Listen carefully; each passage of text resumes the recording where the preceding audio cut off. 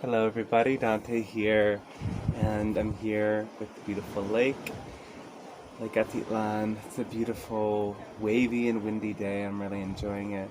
Finally figured out how to get my lighting working so that you can actually see what's so beautifully here in the background today.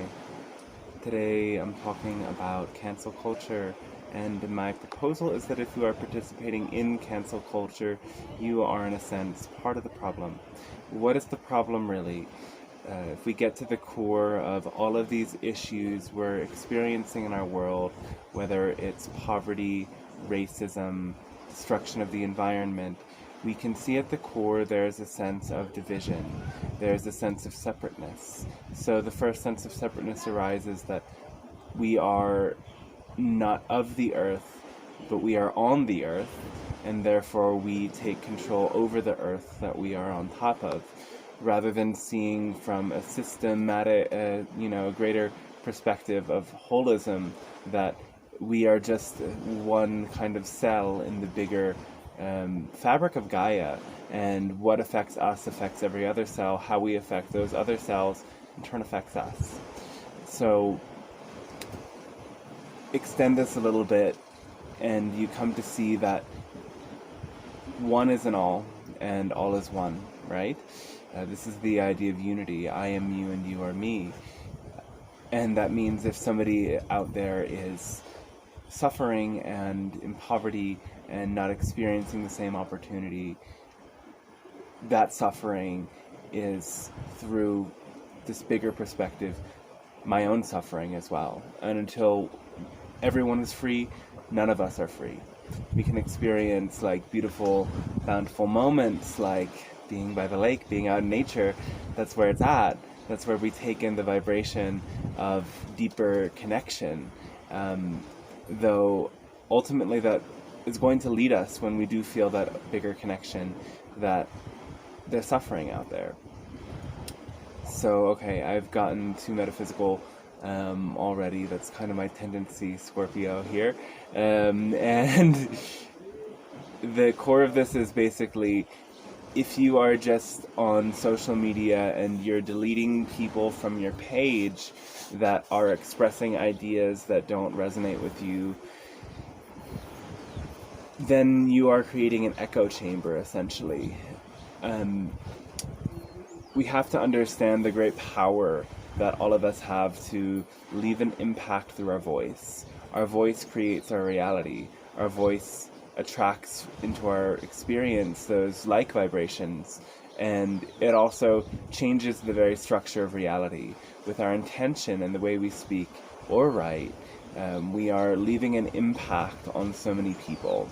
And so if we just go ahead and delete people that don't agree with us on social media, we create an echo chamber where the only people that hear what we have to say are those people that entirely agree with us. And this doesn't really change that much. In a sense, when you do that and everyone creates their own personal little echo chamber, we are dividing ourselves into fractured realities coexisting on the same planet that don't intersect and align very much with those who disagree, and it creates a stronger sense of opposition. So,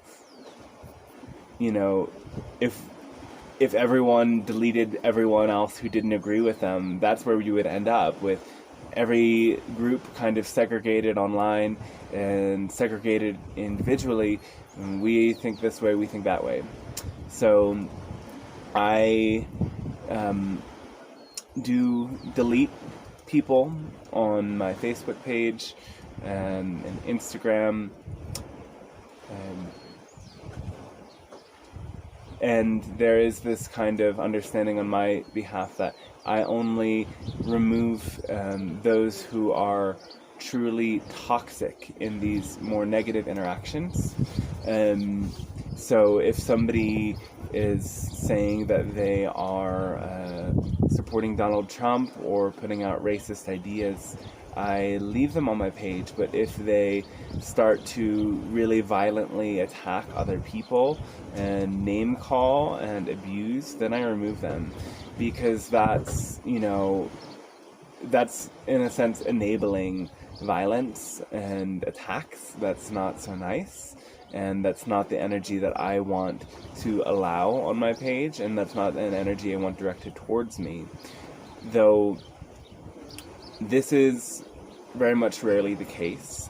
I've only actually am remembering one case in which I removed someone who was kind of this aggressive stance and name calling, and it was about vaccines. They were making fun of the anti-vaxxers, whatever.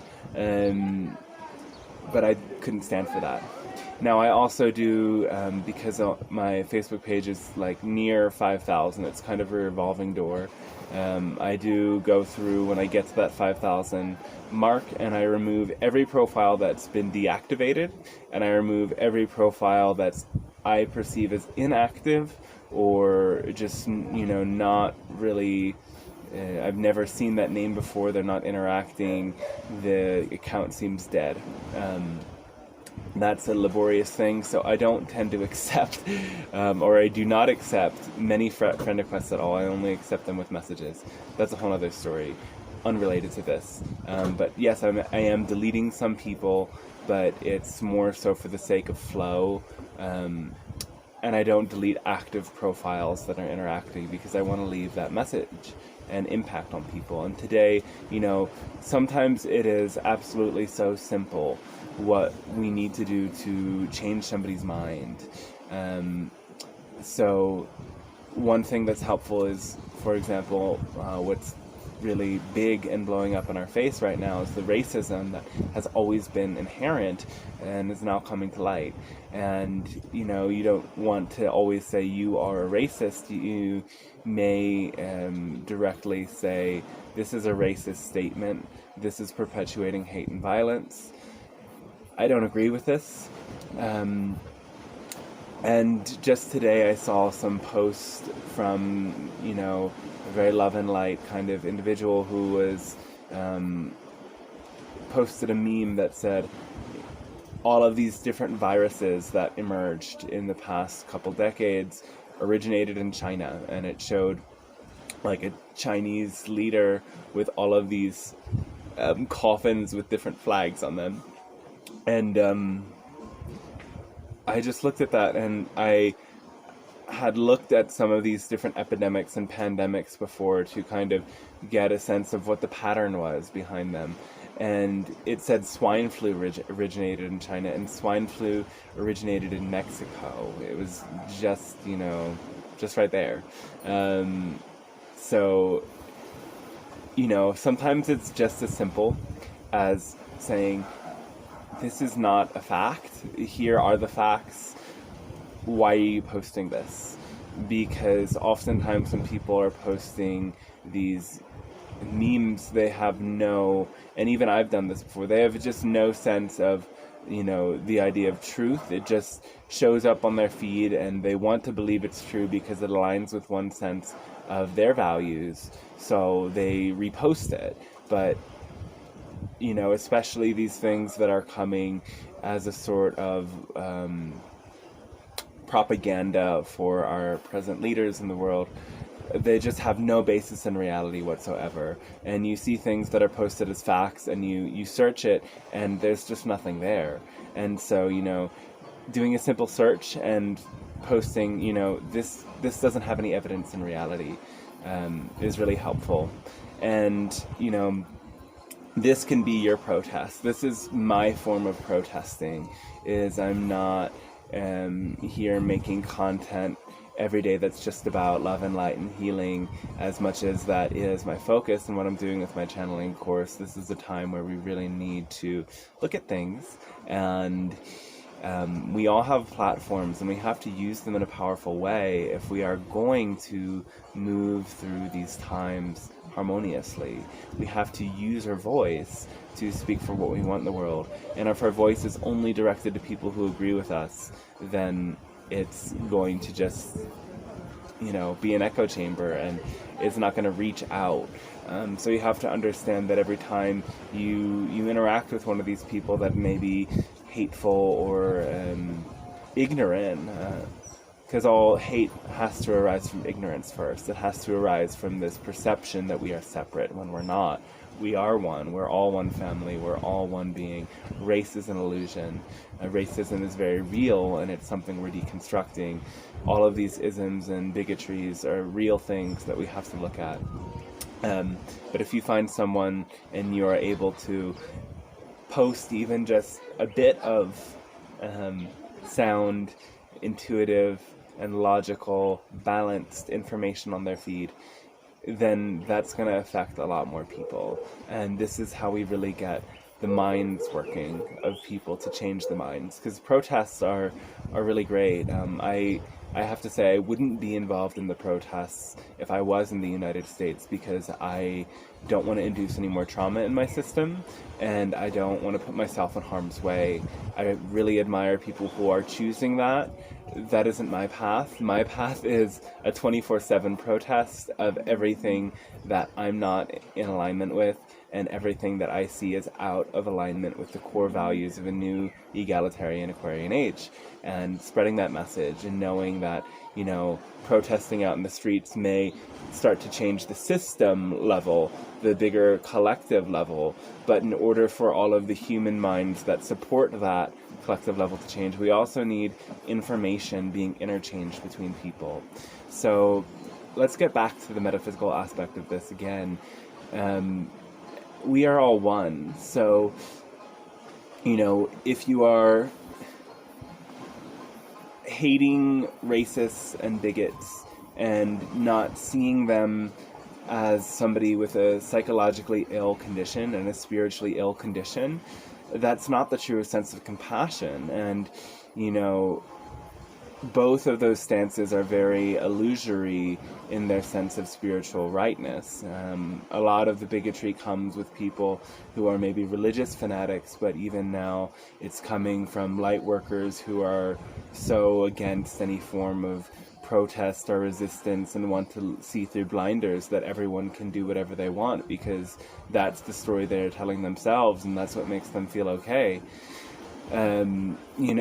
It's ignorance behind all of that, and it's just as ignorant to see yourself as separate from those people.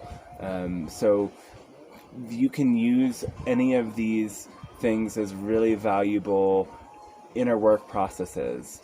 When you see a triggering post or triggering comment, where do you feel that in your body? Where does that emotion come from? Can you remember the first time you felt that emotion? Can you remember the story, the tapestry of all of those moments building upon each other? That core of trauma in yourself that leads you to have such a strong reaction to something that, of course, isn't harmonious. Though you have to have a truly nonviolent and balanced and equalized inner reaction to the outer negativity in order to transmute it. And so what are you holding in your system that is in such a deep resistance that you can't bring a cool, composed, loving message in response? Can you do that work? Can you start to, see our true oneness and unity? See that we are at one and in union together, and that we are carrying the same patterns. So if you're hating someone who hates, you're still hating. And so you actually have a lot in common with them. And in that sense, you can turn inside and send a great message of love to yourself that, we are one because we are both in this same vibration of resistance. So how can we love each other? And oftentimes those other people are not going to receive your love in the moment, but it's just a matter of planting the seed and just a matter of demonstrating that ability to unconditionally love even the worst and most ignorant creatures in this existence. And showing that to so many others is going to set an example and change the stage and change the setting. So we are all powerful, powerful beings of love. It just comes up again, another story of this canceling thing is there's somebody in my page who is very transphobic, and they're quite active in a community internationally that I'm a part of, and a close friend of mine who is non-binary was, searching all of the mutual friends with this very vocally hateful person, and was like, why haven't you unfriended somebody who is like this? And I said, well, basically exactly what I said in this video, but summarized that I see this person as quite psychologically ill, and they must be suffering because they are this psychologically ill and hateful. And I see that if I open my heart to extend love to them, that's the only way for them to change, is through love and through acceptance. So I don't remove them, and I even respond to them sometimes when they write on my posts, but I actually snooze their posts. There's a snooze button. Snooze this post for 30 days and you don't have to see it. So it's so much easier that way. If you want to open a space of love, but not interact with that negativity, you can do that. And that's one of the most powerful things you could really do, is to be in non-resistance to all of the craziness. And, this brings up a last final important point, is that looking at this example of somebody who's very transphobic, I really wanted to work to understand them, and try to find this middle ground where they could open up to newer ideas. And to an extent, there's some ideas that are, there's just, sometimes I find that the reaction from the trans community and some of the ideas and the ideologies they push are equally a little bit distorted. And I've been affected by this in my own right, so I really wanted to bridge this discussion in a sense, because I really feel like this idea that if you don't feel an attraction to somebody, then you are transphobic or homophobic, that a genital preference is transphobic. These ideas are something that go against the core sense of my understanding of Tantra and human sexuality that I'm a novice in. I'm a beginner, even though I've worked a lot in more conscious ways with these energies. My core understanding is that we have to work with the way we're feeling in our body and what our body's naturally drawn to. And there's this sort of mental override that is fueled in trauma that I feel from some people in that community.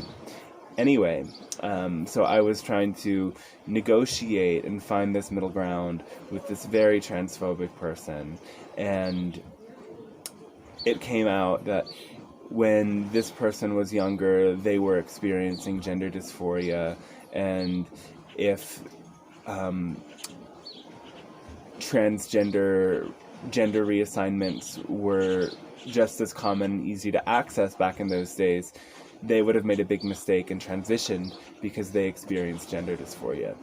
And this just lit up a bell for me, because gender dysphoria is not something common. Gender dysphoria is not something that all queer or gay people face. Gender dysphoria is the most defining feature of being transgender or non-binary, whether somebody chooses to transition or not. And so I saw in this person that they were fighting and suppressing their own gender dysphoria, their own condition, and they had a lot in common with trans people that they didn't want to see, and so they were fighting against it. And if this person watched this video, they would be very angry that I've been referring to them as a they the whole time, but to me, all of the pronouns are the same. Gender, to me, is as much of an illusion as race is. But anyway, that's a story. And this just goes to show us that every time somebody is in this great state of ignorance, they are in resistance to something. So it's some quality that they may have in common with those that they are hating against. Perhaps it's greed, perhaps it's violence, perhaps it's, you know, some kind of aggression, something inside themselves that they are deeply in denial of and really want to avoid, that they project onto this other group of people. And if we can recognize this and recognize that these people are suffering in their own right, because of this psychological gap and this disconnection from the whole, they're in fear, and fear doesn't feel good. So they're suffering, and they're creating more suffering, of course, but the only way to end the suffering is to have compassion for them. And so I've said things before, like, we have to love even the most corrupt and maleficent forces in the world, from our leaders to the haters to all of these beings. And to love them doesn't mean to enable them. By no means does it mean that.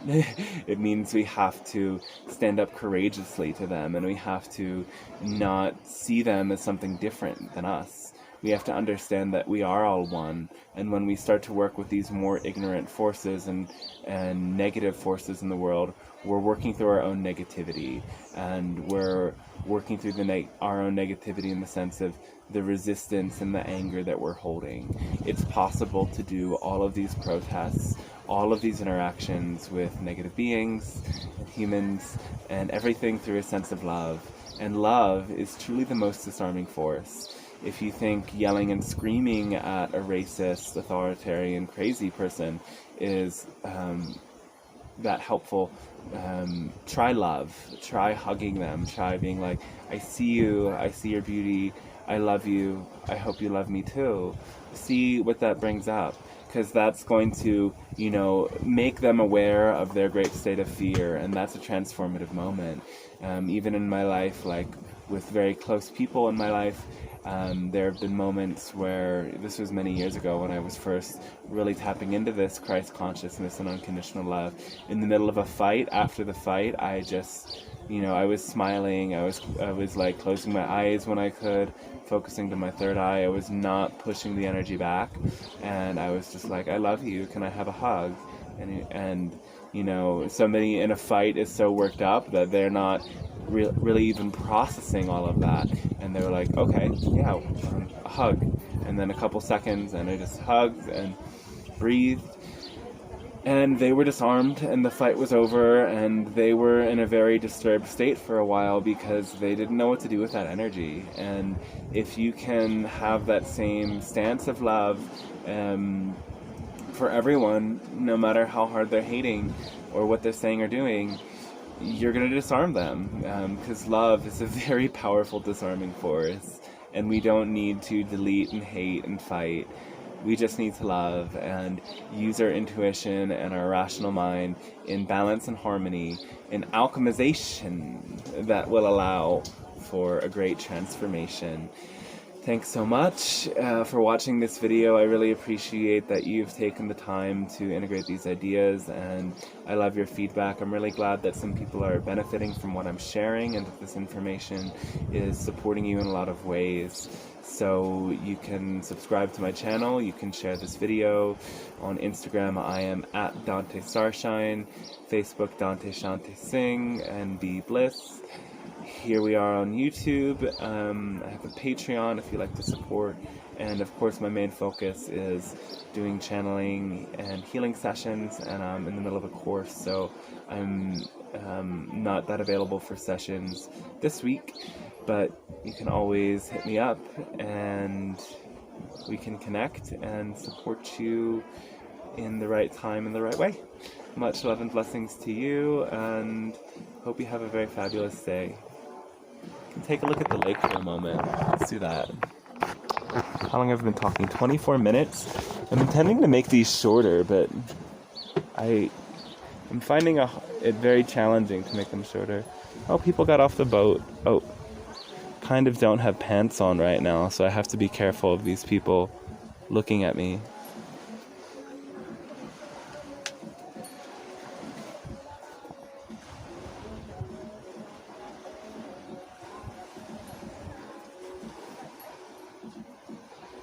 I love it.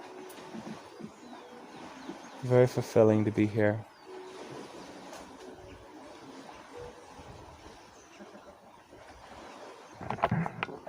Okay, many blessings. Bye.